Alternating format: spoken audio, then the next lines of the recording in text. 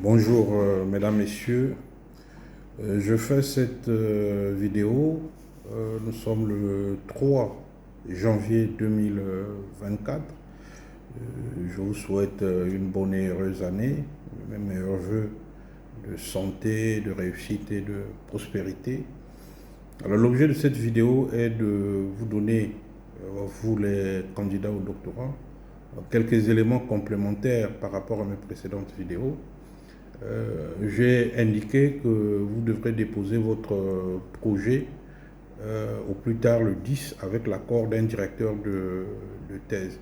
J'ai aussi indiqué ce que dit la charte sur ce projet, comment le construire, etc.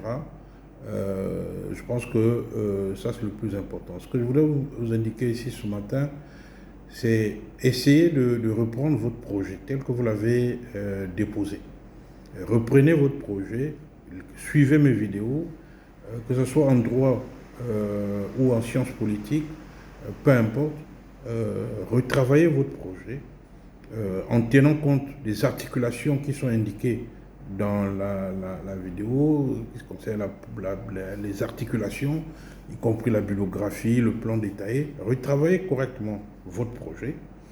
Envoyez votre projet au directeur de thèse que vous avez choisi ou qui vous a choisi, peu importe, pour qu'il lise le projet et que vous puissiez avoir un échange, même si c'est bref, un échange avec lui, pour convenir que c'est ça vraiment votre projet de thèse et que c'est la bonne orientation pour ce projet.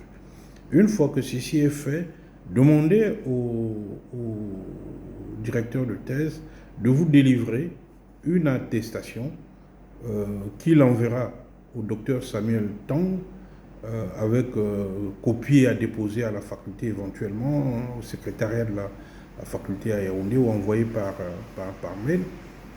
Donc, une attestation comme quoi lui, en tant que professeur de rang magistral, s'engage à diriger cette thèse-là selon le titre que vous avez convenu.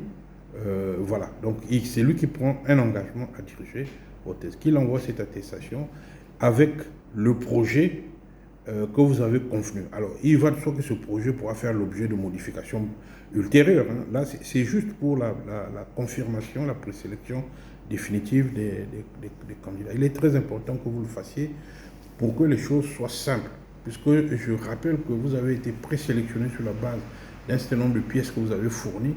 Maintenant, la question qui est devant nous, c'est: avez-vous un vrai projet de thèse pour pouvoir vous inscrire en doctorat? Est-ce que vous êtes prêt à faire le doctorat?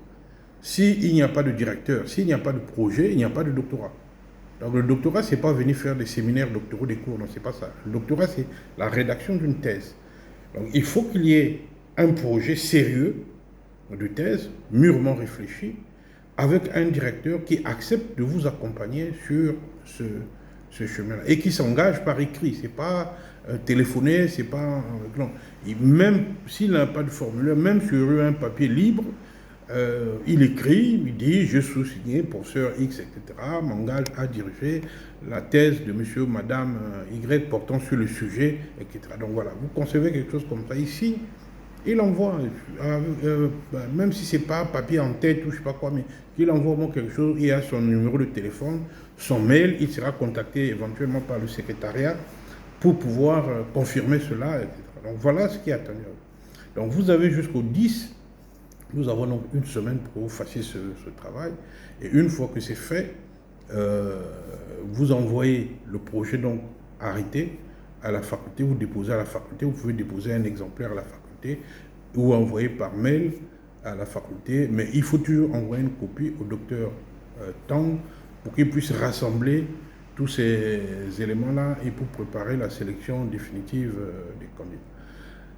Je tiens à insister sur le fait que la présélection ne conduit pas à la sélection définitive. Il faut que vous en soyez conscient. Donc, ce n'est pas automatique. Si vous n'avez pas de projet pertinent, vous n'avez pas de directeur de thèse, vous serez ajourné. On vous demandera peut-être de revenir l'année prochaine s'il le faut. Donc, il est important que vous y accordiez l'importance. Ne prenez pas ça à la légère pour pouvoir confirmer votre inscription et immédiatement commencer le processus d'inscription administrative à la faculté.